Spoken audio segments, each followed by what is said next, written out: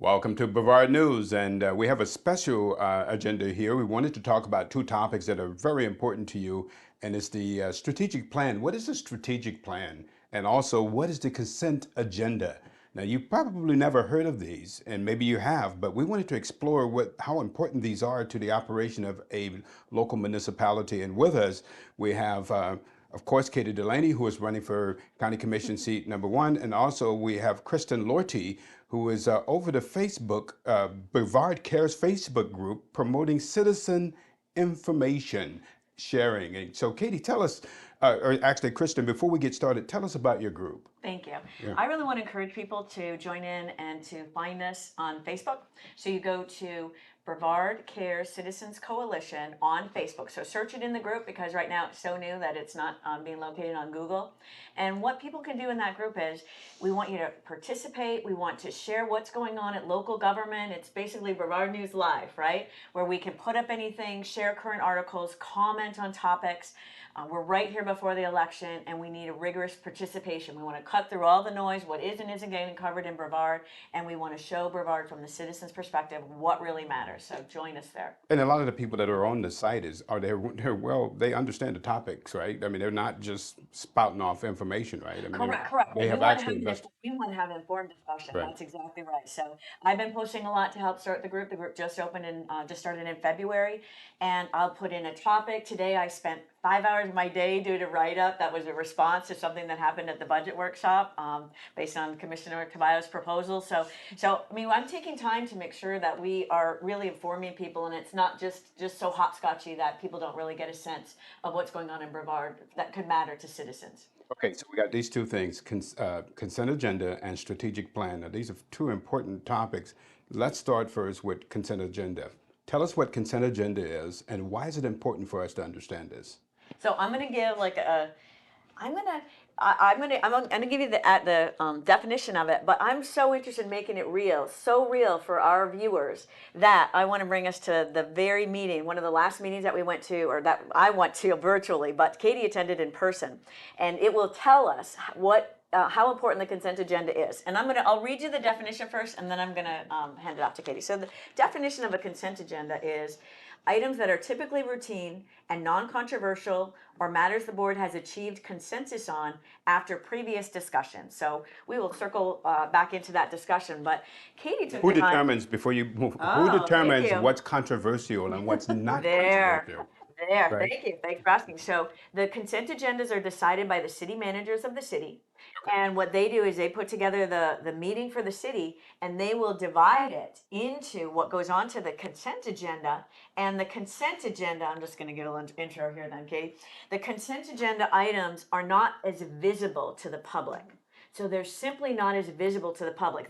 You could look at all the written documents, but you won't see all the consent agenda items. The consent agenda, you have to actually do research to see these items. But let me tell you, there is a lot of spending that goes on. So I did a quick review of 2 meetings this week of Cocoa and Titusville. And I did just a quick citizen ad of the dollar amounts of these items. There was $10 million. It was roughly $10 million that got allocated on the Cocoa consent agenda, which is not discussed unless a board member, a citizen, or the council agrees to have any of these items discussed. And you're going to hear in a minute how that can go a little bit awry. So that was $10 million in Cocoa. I mean, that's a lot of money. I put up on. And that was just last week. That was just last week. So I posted the Cocoa agenda into Cocoa Cares, which is our sidebar, our other group that is a Citizen Cares group, Cocoa Cares Citizens Hub, and I put the agenda up in there and I said, hey folks, by the way, there are 2 items that are over $4 million in utility spending that are going into this agenda and that won't be discussed. So I just made sure that residents were aware of that. And I believe Katie saw that and took some action because she wanted to participate and she wanted her voice to be heard. Yes. So what happened, Katie? So, like Kristin was saying, it was about $10.7 million that was in these 3 or 4 consent agenda items. And the reason why I was concerned about them and participating in this is because this neighborhood is that's going in on City of Cocoa land is directly affecting my community in Canaveral Groves. And so I went because I wanted to speak on this issue. And luckily, Councilwoman Koss brought these issues to the She attention of the mayor. requested to pull them, so there's Yes. kind of some vernacular. Yeah. She requested to pull these items, which meant that the city staff would have to do a presentation on them and entertain questions on them. Because you inquired about it. No. She initiated on her own. Oh, Because okay, okay. she went to the city manager. She might have been watching Coco Cares too when I Yeah. told her about it. Who knows? And honestly, I've never even had one conversation with Councilwoman Koss ever. I've never even introduced myself to her, so it was pretty interesting that she pulled these. So she pulled these out, and this is the very first order of business that the mayor's doing, which is getting the agenda approved. And what happened was Councilwoman Koss introduced the idea that she would like these items discussed so that the citizens felt more comfortable with this big spending that was going to go on. So all she did was make a very reasonable request to ask for a city staff presentation, and she may have known, because they may have gotten cards, that someone had gone down into the audience and was wanting to speak on those, of which the Cocoa City Mayor Mike Blake does not allow citizens extra time to speak on these consent agenda items. He requires that the city policy says that city council has to decide on this, but he personally, enabled by the city attorney Anthony Garganese, based on experience with me that has been reported recently in the Florida Today, he personally decided that citizens would not be allowed additional time if they wanted to come and speak for 3 minutes each on the consent agenda items. So that's the backdrop that we were walking into. So Councilwoman Koss, for her to bring it up, was very helpful to the citizens who wouldn't normally have extra time. They would only have 3 minutes under what's called the delegations, which is a non-agenda open forum that they could speak on any topic. But if there's 10 consent agenda items, which there can be in Cocoa, you would only be able to speak 3 minutes under the delegation. So if you're concerned about a pothole or the sidewalks or the trees, you would have to bundle all of that in with your consent topic. So the citizens of Cocoa are restricted from having the appropriate amount of time in order to speak to consent agenda items. So that is a very real issue in Cocoa, but because many citizens don't even know what the consent agenda is, they don't know what they're missing because it's not visible. It's not visible. So now you got me interested. What happened? She brought this up. Councilwoman Koss, she pulls brought it. this up. Now, what happened? And make sure Okay. to talk about what happened when she tried to have these items pulled. So the mayor unfortunately didn't like this, and he fought back pretty hard against it. And well, because he doesn't want this to last very long. He doesn't want the communication from the citizens. He wants this to just hurry up, pass, and move on to the next thing. Let's add one more thing though, because we want to be fair to the city. So the mayor also was very protective of staff, that he True. seems very concerned that they might get caught flat-footed or not know what the answer is, despite the fact that we have a very well-trained utilities manager For sure. who could easily experts, aren't they? explain a utilities project. Aren't they the experts? They are subject matter experts, For so sure. it's unclear why the mayor is so protective of the city staff to prevent them from informing the citizens and taking questions from both council people and citizens. And at other meetings, it does not go like this. No. At other meetings, any citizen or council member can pull consent agenda items and can speak to them, but not in Cocoa. So What really blew me away was in the protection of the city staff was any kind of question or say a citizen doesn't agree with what the city is doing, they take it almost as a personal attack. Yes. On the city. Staff does?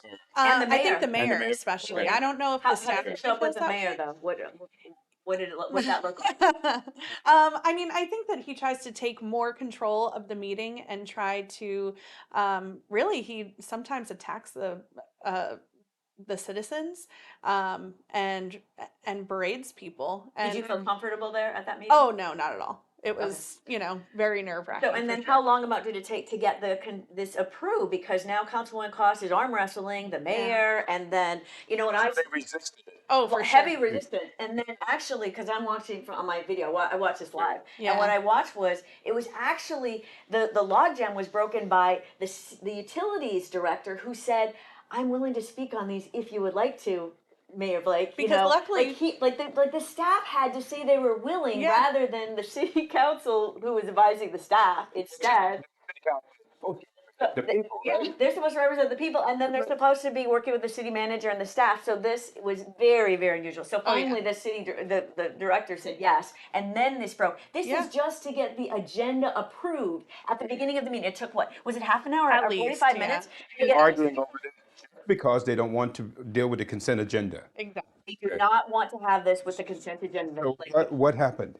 Luckily, Councilman Hearn stepped up and kind of teamed up with Councilwoman Koss, and so that was pretty great for me to see that the council wasn't so gridlocked and controlled by the mayor, that they were willing to bend, especially since the staff member, he was like, I prepared for this. Luckily, Councilwoman Koss went to the staff earlier that day and told them what her concerns were, and so he was prepared to share the information. So it wasn't really a big deal.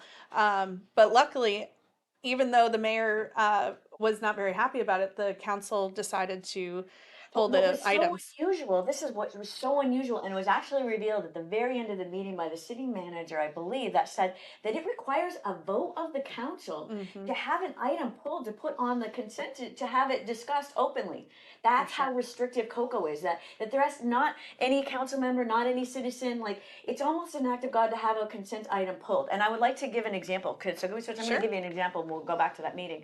But back in April 12th of 2022, I wrote an email to the city of Cocoa, and I objected because they were actually going to put on a affordable housing development, and they put it onto the consent agenda as a novel item. And if you remember, we read that this is supposed to be for new items, right? That already have consensus. This was a novel item that they had put onto the consent agenda, you know, to just low light it into the, and they were taking advantage of a change in the state statute that allowed this end run against bypassing planning and zoning, Yep. bypassing a council discussion. Bypassed? You can bypass Well, zoning when I and say planning? bypass, I want to make sure, no, not Okay, anything. okay. Not All not right. everything needs to go Okay. through planning and zoning. But think Okay. about it. This is a multi-unit affordable housing development being placed in Cocoa, and it would normally have gone to P&Z and then to the city council on a real agenda item, not a consent agenda, and it would have been discussed. So there'd been a lot of visibility. But now there was this non-invisibility, and this is before even there was even more normalized of where this could be a thing. Like this is back in 2022. So Cocoa was aggressive. They were assertive and aggressive about putting it on that. But I'm the one who piped up and said this shouldn't be on there. And there was another skirmish back then.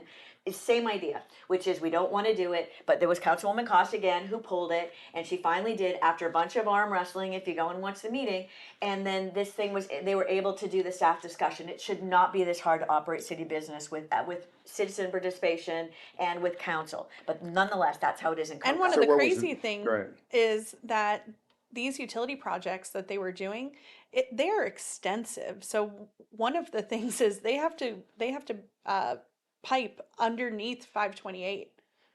And I mean, just the fact that these projects were just going to go right through with a quick vote with no conversation, I mean, that was just crazy to me. So I'm thankful that it got pulled out into the sunshine. And That's correct. Yeah. And then later in the meeting, there was a whole thing that the city manager did. But before we go there, may I give a best practice example? Because I want to talk about what's going on in Brevard. This is Brevard news. And I would like to give you an example of, this is a meeting that I have only been to once. It's down in Palm Bay. But I saw one of the best examples of the consent agenda being used productively and constructively by the city and by a citizen. So I attended the meeting April 21st, 6 p.m. down in Palm Bay, and they have a meeting, and they had many items on their consent agenda. So they had 18 items. I'm reading on they had public hearings, items 1 through 9. Yeah, they had 18 items, consent agenda, 18 items. Well, what happens is that because anyone can pull them perfectly easily, 9 of those items, I circled 1, 2, 3, 4, 5, 6, 7. I've got 7 here, sorry, 9 were in the other one. 7 of 18 items were pulled off of the consent agenda, either by a citizen or by the city council. And the city council had a robust discussion about those. And what the So they were citizens, open. They were very open. Not only that, there's a remarkable citizen there. I might have his name somewhere, but what he does is he literally gets the whole agenda from the Palm Bay, like 1,000 pages he gets from them every meeting, and he scrubs that agenda, and he comes back with relevant citizen suggestions and ways they might be able to save money and ideas that he has, and it's just a very fluid process that happens. This is one of the best examples I've seen about the consent agenda being used productively in Brevard County. And I think that, what I do a lot in Brevard Cares is I point out sunshine and shade. And so while we're offering Cocoa some deserved shade on their treatment of the consent agenda, we want to give Palm Bay some sunlight on how they do these. Another piece of sunlight that happens in Titusville is that the Titusville city manager will read the topics of the consent agenda, which makes them more visible. So before the vote, he would have read, if this was a Titusville agenda, all of these 18 items, he would have read them out loud during But the he doesn't meeting. tell you. No, he doesn't tell the implications. And here's the one thing this is easy he could do, but they will not do to make this more visible. He could include the dollar amounts. He could include the dollar amounts for each item, because what happens is that he's now reading a bunch of sentences, but citizens don't know, is this a $500,000 cost? Is this a $20 cost? They don't know. And so I think a best practice for all of our Brevard meetings would be to have the city manager read all of the items plus the dollar amounts. That way citizens who are listening to the meetings but aren't going to find all of these attachments would then go, oh, well, I don't know about that $4 million for the utility project. I would like to go and know more about that. Let's get back. Let's finish. Thank you. What happened with this? With this? So my concern with these utility projects were, there are some issues with the county and the city because there's an interlocal agreement. They are not necessarily following the stipulated agreement to the T, and there's some issues with the planning for these two communities. And so my point was, why are we moving forward with utilities spending millions of dollars when we haven't even gotten through the planning phase yet? So that So was is my this why this concern. was? Not No. not totally. So they were approving utilities to be put on these properties. So that is what the topic was. But my argument to that was, why are we even talking about this when we haven't even gotten through the planning stages? So, So- to be fair, from the city's perspective, it could appear that some of her comments Katie's comments were about the project itself, the bigger project, not she wasn't actually protesting the utilities project. So the city could argue, well, she wasn't being relevant to the consent agenda when she's actually disagreeing with the larger agenda, which any of the other meetings would still allow you to do. And Exactly. would allow you to make your point, even if they had to say that the project is further along. So We got to get to the strategic plan. So just Yes. tell me, and let's narrow it down this way. What are the pros and cons of a consent agenda? So is there a good thing that you could use this? Is this used in a good way, or is it only bad? What are the pros and cons of having a consent agenda for a municipality? the argument for it is that it allows the city business to be more expedited, especially if there's not something that's not contested. So the argument for it is that it could appear to be more efficient. So that would be one, to just kind of have it go through. Now the skeptic could say you're allowing very high dollar projects to go through without visibility and without public scrutiny unless someone really researches this. So that the fact that they're not voiced. Now, I want to go through, ending on the consent agenda, we want to go to this later in this very same meeting where the city manager, Mr. Witten, decided that he was going to speak to both of these topics. So we're going to just talk about the consent agenda and what he did with the consent agenda. What he did was he walked the viewer through a complaint that has not been made about the city of Cocoa. And I take exception to that because I feel like it's not an easy topic to begin with. People aren't aware of it. And then to have the city manager of one of our cities respond to a complaint that hasn't been made. A hypothetical? And Okay. not respond to the complaint that has been made. But all cities do this. So this is a complaint that cities make. Whenever someone makes a complaint about the consent agenda, the city goes through. We do such good records, and any citizen can find. And to this exact point, here's what Mr. Witten did. He gave the viewer a guided tour of the consent agenda. He literally had staff pull up a consent agenda item and take it through and show the attachments that are on the city website and how informed a resident can get. Now, that was not the complaint that was made. But actually, when they were going through the consent agenda, what happened was there was a line item for the strategic planning that was empty. Spoiler alert to the strategic planning. But what he did was he responded to a complaint that hadn't been made, and what he did not respond to is the relevant complaint, which is consent agenda items are not visible enough, and they're too hard in the city of Cocoa for a citizen to weigh in easily and for a council member to pull. Those were items that he was not grandstanding about. He was grandstanding about how wonderful the city is on having access to their online records. The main point is that there's a lot of money that is being approved Sure. under consent agenda that the public is unaware of. The public is unaware of because it's not visible. So they could find it, but it's not visible. So my complaint is that it's not visible. So if this and that participatory, visible, participatory, so that citizens and council can participate in. So is it like reading a contract and then you see the devil in the details in the small print? Is that what is that what's happening there? So do you think we should get rid of consent agenda, Katie? I mean, is it something that should be It's scrubbed? It should be totally scrubbed, but this is kind of where the strategic plan kind of plays into it. Because like Kristin mentioned, there was a line there for where the consent agenda item should fit in with the strategic plan. And before we talk about that, just Yeah. to be thorough about his question, what could be done is if the city manager and the county manager knew that they were having to read all of them out loud, Yeah. they might be a little bit more judicious in sorting them out themselves. The city of Exactly. Cocoa, one of the councilmen said, well, let's just have a dollar amount. So if it's $250,000 or $500,000, so we can call it a day. And I think it's more nuanced than that. I would like them to start by just revealing it and encouraging the city managers to make sure that they have a good case for it to be on there. Would Or would the public approve of that? If the public knew everything on the consent agenda, would they approve of it?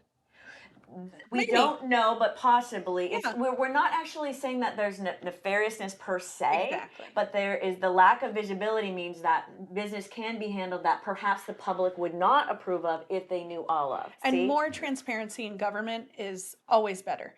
So our argument is, or my argument is, why not just tell the people what's on it? It literally would take minutes. And make it so So that why let's look on it. Why and not? it's a question. Exactly. Has that question been answered? The question is, if they don't want to, they can get away with it. It's easier to have city business approved, the less the public sees. The only real answers are not. Oh, right. Yeah. So is this contempt for the people?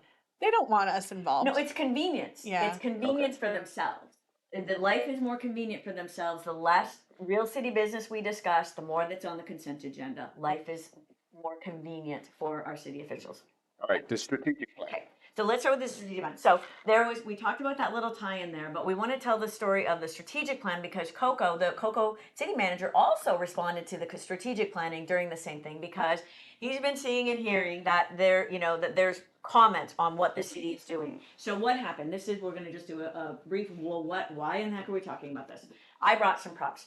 This is a prop of the City of Cocoa 5-year strategic plan that was from 2016 to 2021 that the prior city manager believed in planning and he got consensus. He got cooperation, collaboration to make this. About 85 pages and it has all kinds of sections and they have goals in here. They have categories of things that they want to improve and they state their goals of what they want to improve with those. So it's very important to say Cocoa used to have one.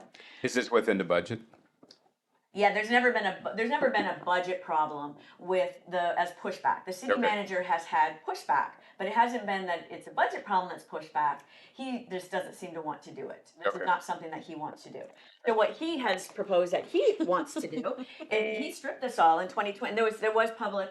I spoke up. Ms. Koss spoke up. Well, Councilman Koss spoke up. Others spoke up, and what he preferred to do was to create himself a little 8 to 10 page, little slide presentation that has his version of the, what he thinks is gonna pass for strategic planning.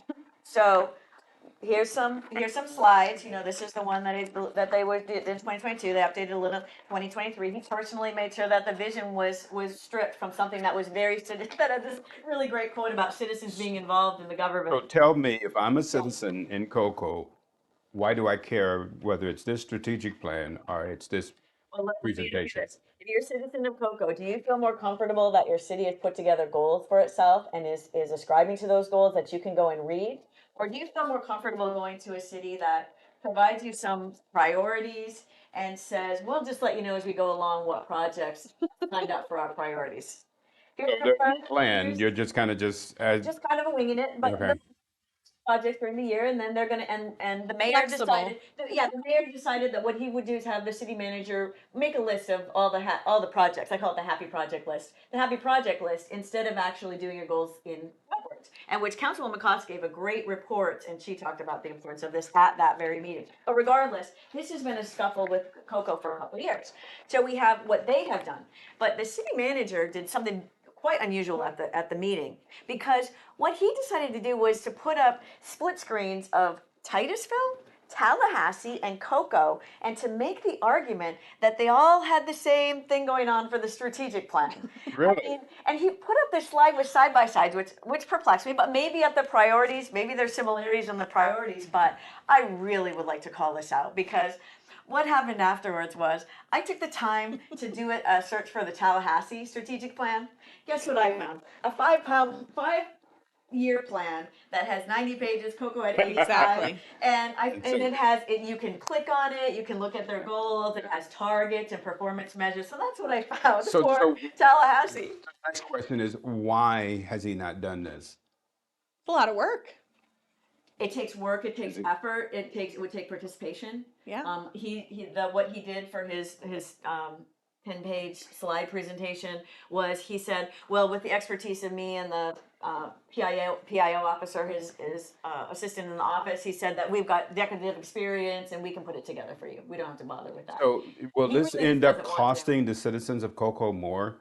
I mean, if you don't understand where you're going and you don't plan for it, aren't the Exactly. costs going to be higher? How can you have a city that doesn't have a plan? Katie made a great point when she went to the workshop on the Cocoa workshop on the 20th. She said, why would I want to move to a city that doesn't have a plan? I'm in unincorporated Cocoa. Why Yeah. would I want to incorporate? But I don't want to lose it. I want to make sure that I make this comment too, because you brought in Titusville. We care about Titusville. Oh, yeah. So Titusville, what they have is they have performance measures. So they have, it was 55 performance measures for last year, and they update them quarterly. So the city manager of Titusville goes through, and we have quarterly updates that he does to make sure that he's measuring up to hit these are his own performance measures, maybe that he's created with staff. Now, this is also imperfect, but I would like to make sure to say on Titusville's behalf that at least they have performance measures They have and something. they have something. So this is better. This is for the Cocoa city manager to try to say that he's equivocal to these other two places. I think it is just really highly disingenuous. But on the Titusville, we want to make sure that we're clear about Titusville. What Titusville does is they have a community conversation that happens in February. Then they have a city council presentation that happens in March, which is highly guarded. It's not recorded. They take minutes from it, but it's not visible. Citizens can only speak at the end of it after all the city council has had. And I did a really robust comment that came at the end of last year of the city council discussion. So I find that the Titusville method is also problematic, but problematic in a different way, because at least there's a skeleton in Titusville that the citizens, that if Tidwell were to get on city council and were to argue on behalf of this, we could breathe more life into this more easily. Cocoa has an absence of having performance measures, and then we have both the mayor, the Cocoa Mayor Blake, and the city manager grandstanding about something that does not exist. And So- not is only this- does it have an Very absence, perplexing. but it's more than that. They do not want a strategic plan. They are adamantly against. he will not do something like that. He doesn't want performance measures, is my opinion. Well, also the participation. If I were on my job and I could make that decision, it would be great. Great job if you can get it. Come here. city manager of Cocoa has had a performance evaluation in the 4 years since he got hired in 2020. So, see, lack of accountability. You know, strategic planning. Why would he do that? He's not even held accountable. He has no performance evaluation. The city Council is council, not, they're nope. not And holding the them mayor accountable? he will just double down about why that when I brought it up publicly a year ago, the mayor said, "Oh, he gives him verbal, and he gives him he tries to dismiss it by saying, "Oh, there's no problem here. There's no here." And there really is a here. There is not. And even the city manager of Titusville, despite this problematic process, which does result in him likely having a bigger raise every year because he does, at least has this process that leads to him to have a justification of how he measured up to his own performance measures, which, by the way, need to be reviewed and need more citizen input because that's the key problem in Titusville. And one of Or the at least there's reasons something. why they kind of link together is because the strategic plan helps with the budgeting, and you tie everything back from your budgeting into your Your strategic plan. consent agenda items, which is what Exactly. was missing when Mr. Witten went through his item, and there's a blank there now on how it ties into the strategic. Both of these go back to accountability, Exactly. right? And it makes it hard for the citizens to keep them accountable, or to even keep the city council accountable, because, okay, Goals are flexible, as the city of Cocoa said that, I think the mayor said the word flexible. Yeah. So Everything's moving target. And citizens that care should, because I know we're wrapping up. There is a workshop this Tuesday at 5 o'clock. It's a problematic workshop. I've posted the problems with it. One is that they'll want to do an hour and a half for all the city council and all the citizen input. But it's at 5 o'clock, City Hall on March 5th. March 5th is Tuesday. And citizens should come because if they don't want to listen to our input for our show, then let's find out what their show is. And You know, two of we the- should go down there and witness it and let people know. yeah, and two of the things that'll be on, they're almost done with it. So they have affordable housing and the Brightline station that will be coming to the city of Cocoa. And possibly homelessness, because based on Exactly. the comments that were at that meeting. So it should be an interesting meeting to see how they would get all that into an hour and a half, which With no strategic we're a plan. little bit skeptical about how this is going to go. But citizens should be witnesses to it. You know, Okay. witnesses. once again, at Brevard News, we are informing you, the citizen. We're telling you what is going on in Brevard County. This government was formed of the people, by the people, and for the people. And it takes you, an informed citizen, to make things work. Now, I want to close with this quote from Patrick Henry, and he says that the Constitution is not an instrument for government to restrain the people. It is an instrument for the people to restrain the government. Remember that until we meet again next week. Have a wonderful week.